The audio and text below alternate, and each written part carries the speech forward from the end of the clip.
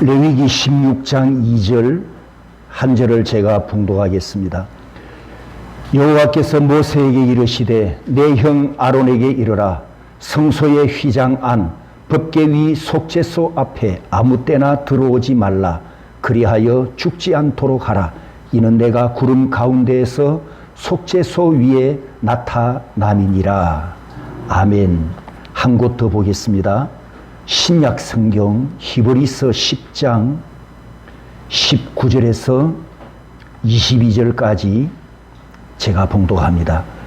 그러므로 형제들아, 우리가 예수의 피를 힘입어 성소에 들어갈 담력을 얻었나니 그 길은 우리를 위하여 휘장 가운데로 열어놓으신 새로운 살 길이요 휘장은 곧 그의 육체니라. 또 하나님의 집 다스리는 큰 제사장이 계심에 우리가 마음의 뿌림을 받아 악한 양심으로부터 벗어나고 몸은 맑은 물로 씻음을 받았으니 참마음과 온전한 믿음으로 하나님께 나아가자. 아멘. 네, 오늘 설교는 휘장에 대한 마지막 설교입니다. 그래서 조금 내용이 깁니다. 그런데 가능하면 빨리 짧게 끝내려고 제가 해보겠습니다. 본문의 설교 원고는 내용이 많지만 제가 지나가는 부분들은 나중에 여러분이 카톡에 올리는 설교를 또 참조하시면 되겠습니다. 숙제 다 해오셨죠? 하다 보니까 두 번을 내드리게 되었는데 메시아 등극식 때 공중에서 있었던 그 큰 전쟁 기사가 바로 시편 2편에 있는 내용이었습니다. 여러분이 시편 2편을 읽으면서 혹시 이런 의문을 가져보셨습니까? 마가복음에 기록된 메시아 대관식은 신약시대이고 시편은 구약시대인데 마가복음 1장에 일어나지도 않은 일을 어떻게 시편에 기록을 해 놓았을까? 혹시 이런 의문을 품으신 분은 케이크를 쏘겠습니다. 단위가 커집니다. 상품이. 없나요? 아무도 없나요? 그러시군요. 시편이 150편인데 이 150편 전체를 한 권의 책으로 완성된 시간이 약 850년입니다. BC 1440년부터 BC 586년까지 여기저기에 흩어져 있던 문서들을 찾고 모으고 해서 한 권의 책으로 완성되기까지 850년이 걸린 것으로 성경학자들이 추정합니다. 자, 그렇다면 메시아 등극식을 하기도 전에 예수 그리스도께서 사람의 몸을 입고 세상에 오시기도 전에 최소 600년, 길게는 1400년 전에 시편 2편에다가 전쟁을 기록했다는 것을 우리가 어떻게 받아들이고 해석해야 할까요?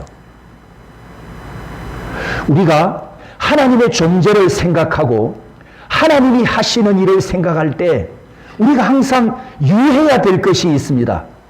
하나님의 손목에는 시계가 없습니다. 그분은 영원하신 분이기 때문에 우리 인간들처럼 시간의 제한을 받고 공간의 제한을 받는 하나님이 아니시란 말이죠. 우리는 시간과 공간의 제약을 받지만 무한하신 하나님은 이 시간과 공간을 초월하시는 영원하신 하나님이시지 않습니까?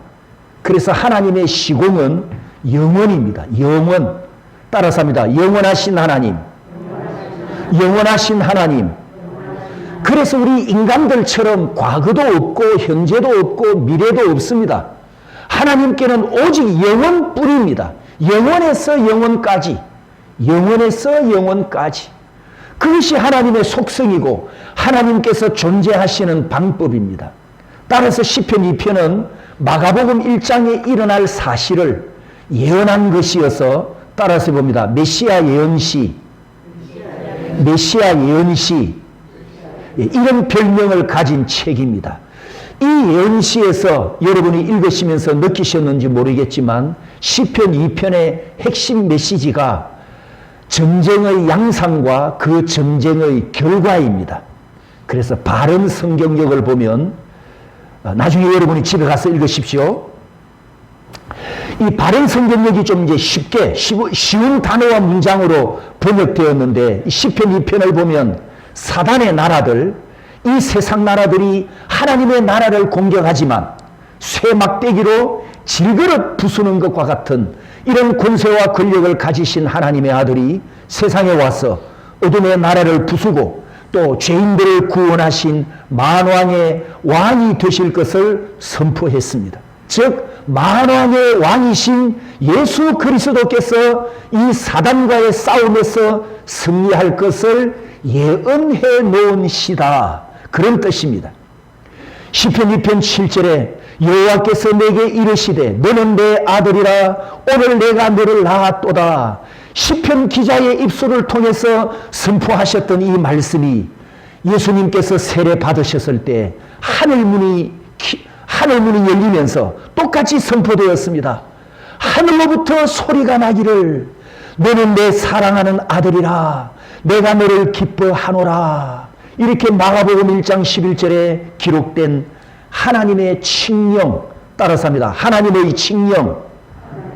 이 하나님의 칙령이 온 세상을 향해서 예수 그리스도는 내 아들이다, 내 아들 예수 그리스도를 이 세상의 만왕의 왕으로 내가 세우노라, 이렇게 선포를 했단 말이죠. 그래서 시편 2편은 구약시대 이스라엘 왕들이 왕관을 쓰고 즉위식을 할 때 항상 백성들 앞에서 시편 2편을 가지고 낭독하고 선포했던 시였습니다. 그리고 7절에 너는 내 사랑하는 아들이라 내가 너를 낳았다고 한 이 왕은 1차적으로는 구약시대 이스라엘 왕들이고 2차적으로 궁극적으로는 마가복음에 등장하는 하나님의 아들 예수 그리스도를 예언하고 있습니다. 이 예언이 마가복음 1장에서 이루어졌기 때문에 나사렛 그리스도가 내 아들이며 세상을 구원할 구세주이며 만왕의 왕으로 내가 세운다, 이렇게 하나님께서 선포하셨죠. 성도 여러분, 인간의 몸을 입고 이 세상에 오신 나사렛 예수는 세상을 구원할 만왕의 왕으로 선포되었습니다. 그분은 우리의 왕이십니다. 그분은 우리에게 영원한 왕이십니다. 영원한 왕이십니다. 그렇기 때문에 시편 2편 11절 12절 우리 다 같이 읽습니다. 시작. 여호와를 경외함으로 섬기고 떨며 즐거워할지어다. 그의 아들에게 입 맞추라. 그렇지 아니하면 진노하심으로 너희가 길에서 망하리니 그의 진노가 급하심이라. 여호와께 피하는 모든 사람은 다 복이 있도다. 노예가, 고대 근동 지역의 노예들은 주인의 발에 입을 맞추는 복종하는 자세를 취했습니다. 발에 입 맞추라. 너희들은 메시아, 왕이신 메시아 앞에 노예가 되어라. 메시아를 왕으로 높여라. 그리고 복종하라. 그리하면 구원받으리라. 이렇게 약속하시는 말씀입니다.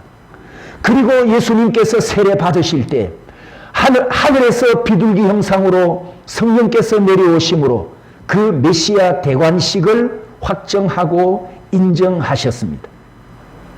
여기서 우리가 또 하나 참고해야 될 말씀은 이사야 선지자가 예언한 메시아 대관식인데 이사야 42장 1절에 보면 내가 붙드는 나의 종 에베드라고 말씀합니다. 여기 에베드는 예배, 섬김의 뜻을 가진 아바드에서 유래한 단어인데 로마서 1장 1절에 사도 바울이 예수 그리스도의 종 바울은 이렇게 자기를 종으로 로마 시대의 노예로 소개하지 않았습니까? 그래서 구약 히브리어 에베드와 신약 헬라어 둘로스가 똑같은 뜻입니다. 종, 노예 이런 뜻입니다.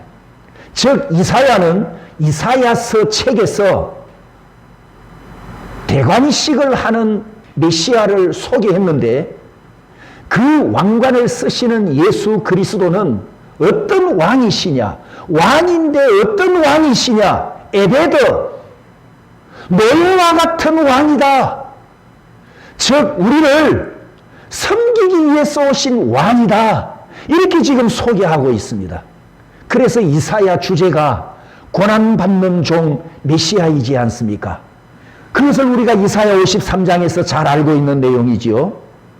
즉 이사야서에서 예언된 만왕의 왕은 권력을 가지고 권력을 행사하고 사람들을 억압하는 이런 힘있는 그런 왕이 아니고 고대 근동 지역의 에베드 노예처럼 로마 시대의 둘로서 노예처럼 메시아가 이 세상에 오셔서 예수 그리스도가 이 세상에 오셔서 노예처럼 낮아지시고 우리 죄, 내 죄 때문에 대신 십자가를 지시고 내 죄값을 대신 담당하셔서 십자가 위에서 희생제물로 죽으시고 그리고 3일 동안 무덤에까지 내려가실 것을 예언하는 종으로서의 메시아이셨습니다.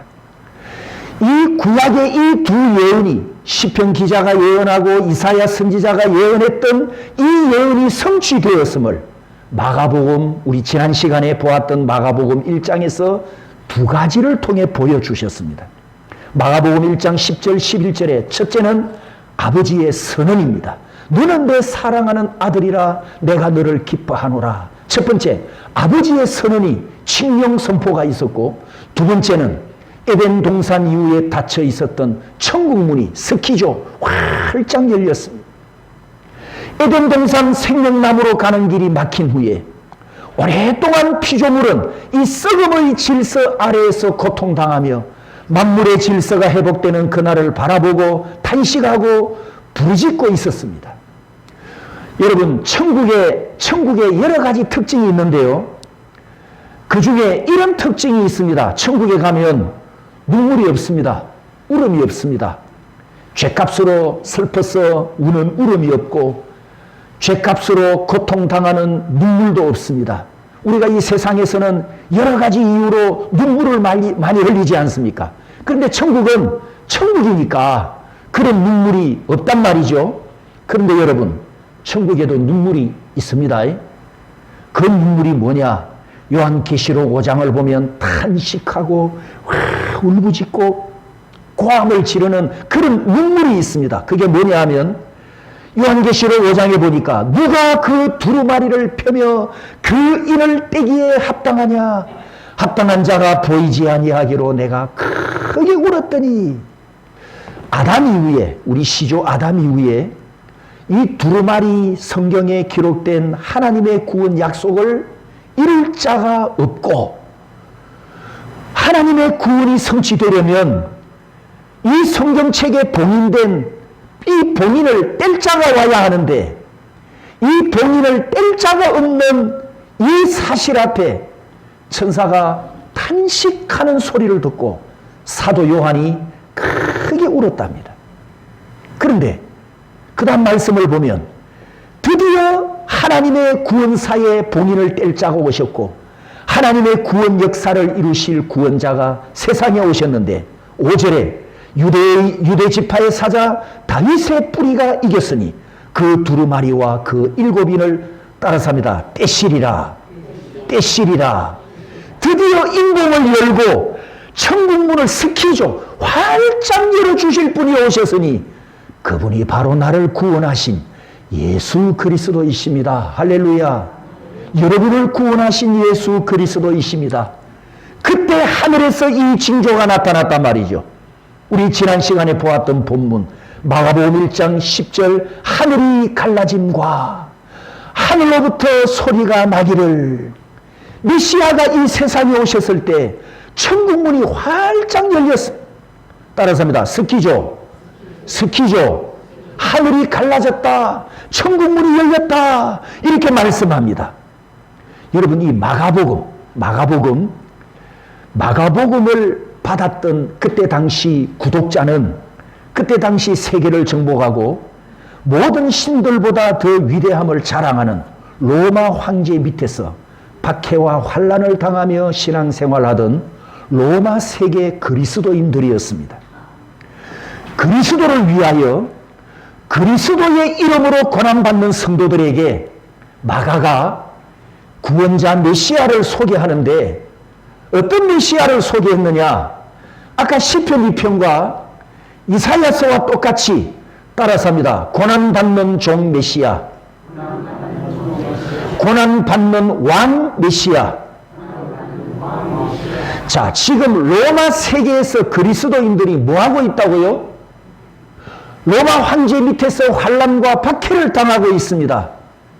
로마 황제를 황제여 이렇게 신앙 고백을 해야 되는데 예수 믿는 사람들이 로마 황제를 황제라고 부르지 못하고 예수 그리스도를 나의 황제여 나의 구세주여 이렇게 고백하는 신앙 때문에 핍박받고 고난받고 순교를 당하고 있는 그들에게 마가가 성도 여러분, 여러분을 구원하기 위해서 하늘에서 메시아가 내려오셨습니다. 하늘에서 오신 우리의 황제는, 하늘에서 우리를 구원하기 위해 오신 메시아는 십자가를 지신 고난받는 메시아이십니다. 이렇게 외쳤단 말이죠. 여러분, 이게 이해가 되십니까? 이 말이. 아니, 지금 고난받는 중에 환난받고 있는 성도들에게 구원하기 위해서 메시아가 오셨는데 그 고난받는 현장에서 끄집어내어야지 구원이, 고난에서 건져내셔야 되는데 오히려 메시아가 십자가를 지시고 고난받는 현장으로 들어가 버렸다는 거예요. 마가복음 15장 37절에 예수께서 큰 소리를 지르시고 숨지시니라. 아니, 메시아가 숨지시니라. 우리를 구원하기 위해서 오신 분이 숨졌다. 이분을 어떻게 우리가 예수 그리스도로 믿을 수 있느냐 말이죠. 이 마가가 소개하는 메시아, 고난받는 메시아가 고난받는 성도들에게 복음이라고 전했지만 이게 믿어질 내용이 아니라 말이죠. 그래서 오늘날 현대인들이, 예수 안 믿는 사람들이 우리가 십자가를 아무리 이야기해주고 이 십자가에 담겨있는 복음을 이야기해줘도 아이고 그거 뭐 믿을 가치가 있냐, 죽은 예수가 뭐 우리를 구원한다고, 지도 죽을 뿐인데 나도 죽을 건데. 그러니까 이 십자가의 복음을 이해하지 못하는 거죠. 깨닫지 못하는 거죠. 세상 이론으로, 인간의 지식으로 이 복음을 이해할 수가 없단 말이죠.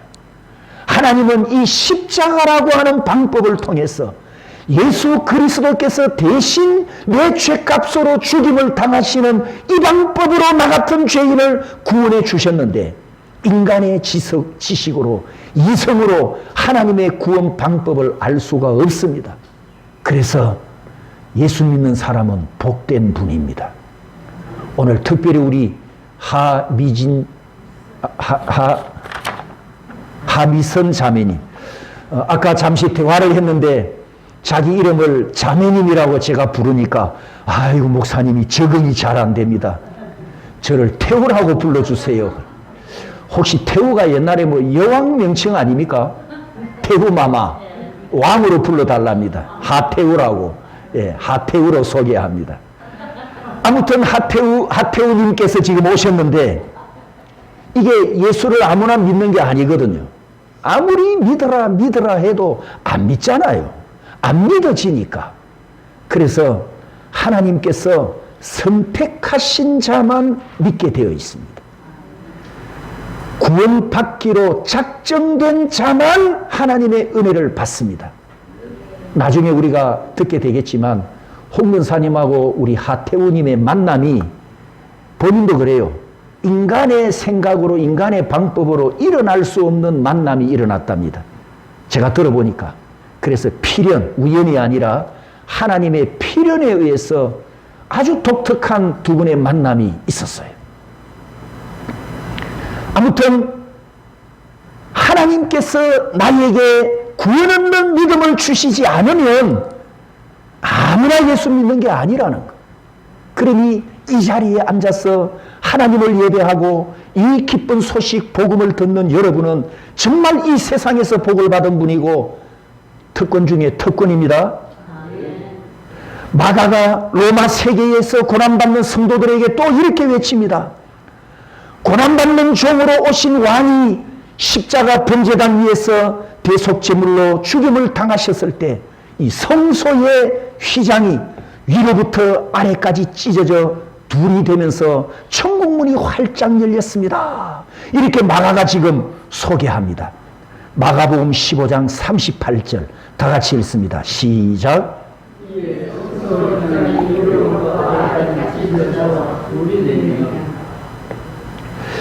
여러분, 이 구절을 보면서는 좀 깜짝 놀라셔야 됩니다. 왜 놀라야 되는지 아십니까? 이때 찢어졌다 따라서 합니다. 스키죠.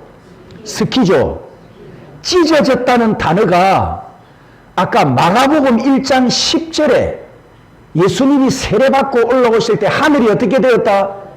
스키죠. 같은 단어라는 거예요. 마가복음을 시작하는 1장에 예수 그리스도의 구속 사역이 시작될 때 스키조가 있었고, 마가복음을 마치는 15장에 예수님의 구속 사역이 완성될 때 또 한 번 스키조가 있었다는 거잖아요. 마가복음 서론과 결론, 시작과 마침, 아담의 범죄로 닫혔던 천국문이 마지막 아담으로 오신 예수 그리스도께서 우리 앞에 다시 활짝 열어주셨습니다. 여러분, 그렇기 때문에 우리가 지금 이 천국문에 들어와 있는 겁니다. 마가복음 15장 37절에 따라서 합니다. 숨지시니라. 메시아가 죽으셨단 말이죠. 에크프네오. 여러분, 우리도 다 죽죠?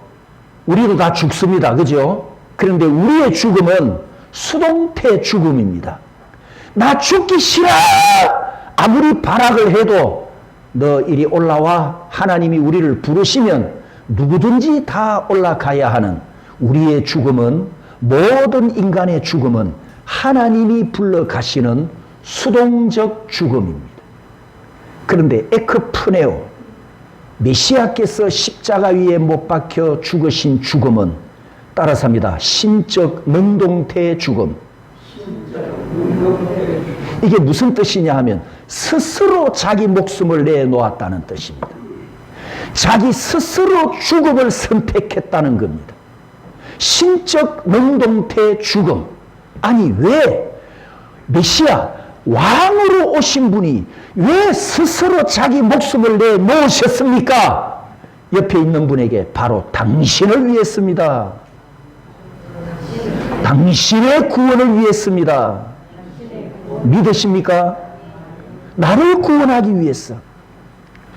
십자가 위에서 예수님의 숨이 멈추고 심장이 멎는 바로 그 순간, 갈보리산 아래 예루살렘 성전 안 성소와 지성소를 둘로 나누었던 경계선, 성소와 지성소를 나누었던 그 경계선 휘장이 위에서부터 아래까지 찢어지는 기적이 일어났습니다. 여러분, 주보를 한번 내보시겠습니까? 주보. 요걸 이렇게 한번 절반을 접어 보십시오. 절반. 위아래로 절반.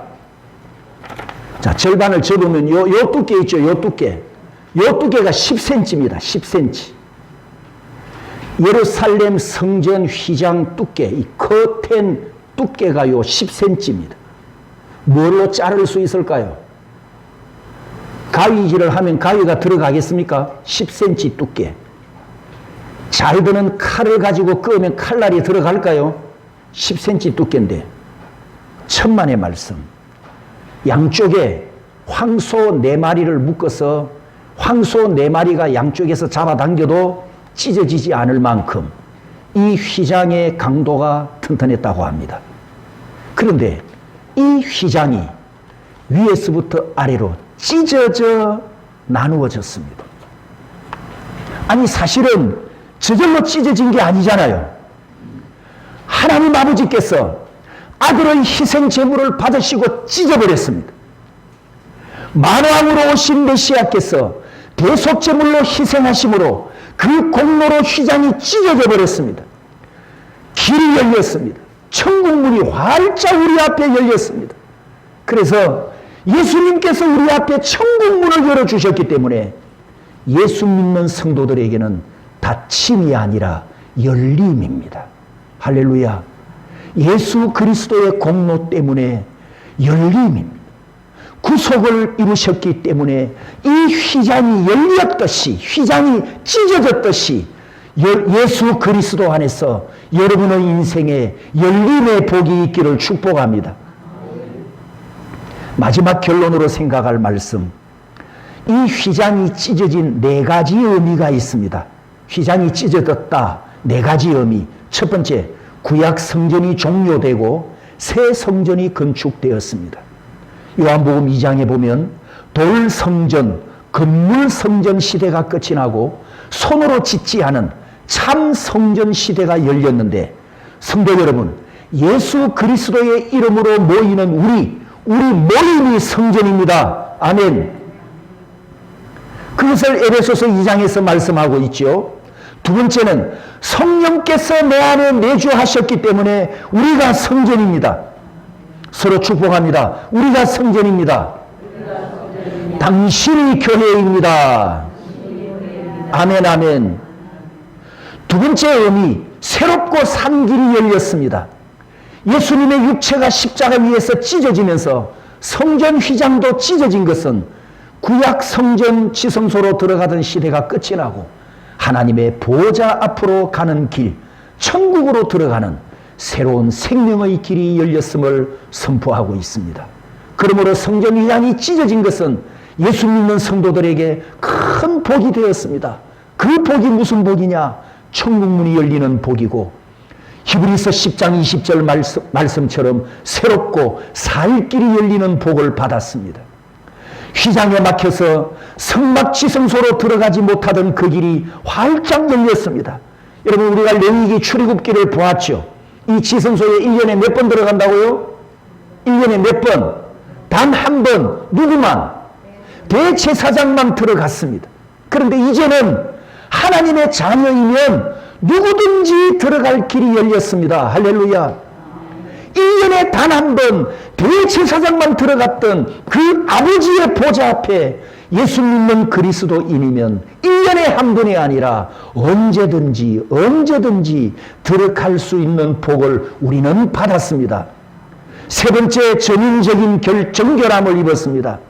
우리가 레위기 16장을 보았는데 속죄일이 되면 속죄일, 수송아지, 염소, 이 짐승을 가져와서 번제물로 태워드리고 그 피를 속죄소 위에 뿌리고 번제단에 뿌려서 정결함을 입어야 그 지성소에 들어갔을 때 죽음을 면한단 말이죠. 죽음을 피합니다. 그런데 그 짐승의 피를 뿌려서 정결함을 입고 깨끗함을 입었지만 유효 기간은 몇 년짜리?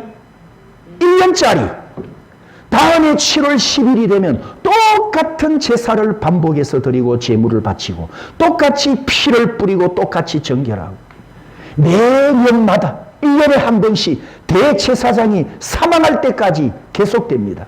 대제사장이 사망하고 나면 장자가 그 직을 이어받아서 역시 아버지가 했던 것처럼 7월 10일 속죄일은 계속 반복. 구약 속죄일은 반복, 무한 반복입니다. 그런데 우리에게 큰 대제사장이신 예수님이 오셔서 히브리서 10장 22절에 우리가 마음의 뿌림을 받아 악한 양심으로부터 벗어나고 몸은 맑은 물로 씻음을 받았으니 마음도 양심도 몸도 씻음받고 사함받아 우리는 정결함을 입었습니다. 여기 마음과 양심과 몸으로 이렇게 표현한 것은 따라서 합니다. 전인적인 용서, 전 존재의 거룩함. 마음과 양심과 몸이라는 뜻은 내가 전인적으로 사함받았다는 뜻이고 나의 전 존재가 하나님 앞에서 거룩함을 입었다, 이런 뜻입니다. 그러므로 구약 대제사장이 짐승을 잡아가지고 피를 뿌리고 지성소로 들어갈 때 어떤 마음으로 어떤 감정으로 들어간다고요? 무서움과 두려움과 떨면서 들어가잖아요. 왜? 조금만 부정하면 어떻게 된다고요? 즉사, 그 자리에서 즉사하기 때문에. 얼마나 무섭고 떨었겠습니까? 그런데 저와 여러분들은 예수 그리스도의 피 공로를 의지하여 친밀하신 아버지, 친밀한 아빠 앞에 나아가서 아빠 하나님이여, 아버지여, 이렇게 우리가 부르면서 우리는 사랑받는 아들로 아버지 앞에 나갈 수 있게 되었지 않습니까? 이게 은혜 중에 은혜입니다. 마지막 네 번째로 참마음과 온전한 믿음으로 아버지께 나아가게 되었습니다. 레위기 16장 2절에 속죄소 앞에 아무 때나 들어오지 말아라, 그리하여 죽지 않도록 하라, 이렇게 말씀하셨는데, 히브리서 10장 22절에 참마음과 온전한 믿음으로 하나님께 나아가자.